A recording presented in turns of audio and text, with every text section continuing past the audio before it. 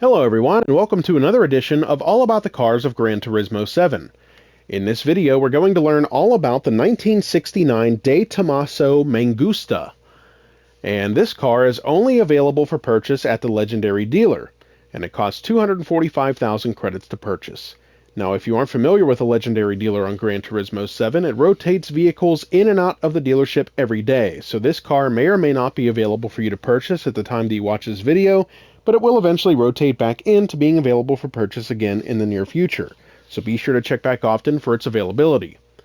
Now we'll click on this car and get started by going over some of its specs. First, this car comes stock with 486.05 performance points. It has an MR drivetrain, meaning that the engine is situated in the middle of the vehicle and the rear wheels drive the car. The maximum stock power is 300 horsepower at 6,000 RPM.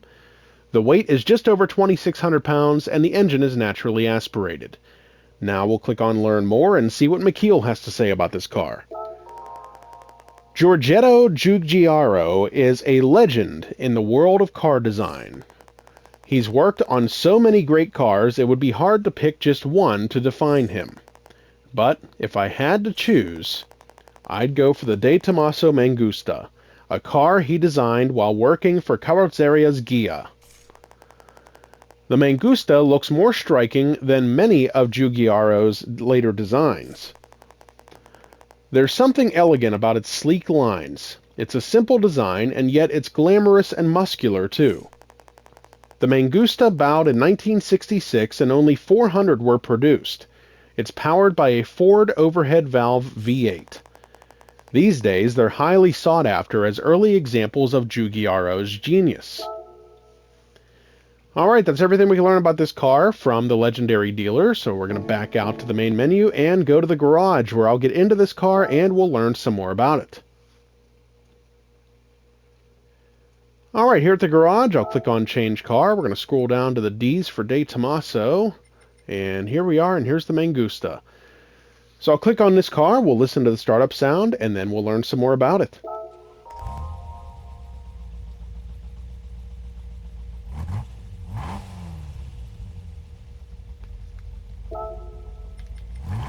Alright, we'll click on Car Collection, go to this vehicle, and we'll learn some more by reading this short description about it. This mid-engine sports car set the stage for the famous Pantera. De Tomaso introduced its second production sports car, the mid-engine Mangusta, in 1966 after its first offering, the Vallelunga, left many serious drivers wanting for more power. So instead of going with the Vallelunga's 1.5-liter inline-4, De Tomaso chose to install a Ford V8 into the new car. North American Mangustas received the 302 cubic inch engine, while other models took on the 289 cubic inch version. Both versions produced 305.7 horsepower and were mated to a ZF-made 5-speed gearbox.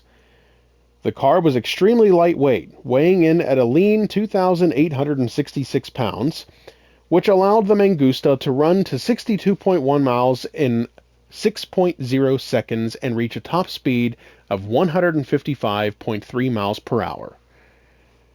Although only 401 were made, the combination of the gorgeous Italian bodywork designed by Giorgetto Giugiaro, who was working for Carrozzeria Ghia at the time, and American V8 power set the stage for the famous De Tomaso Pantera that came along in 1970.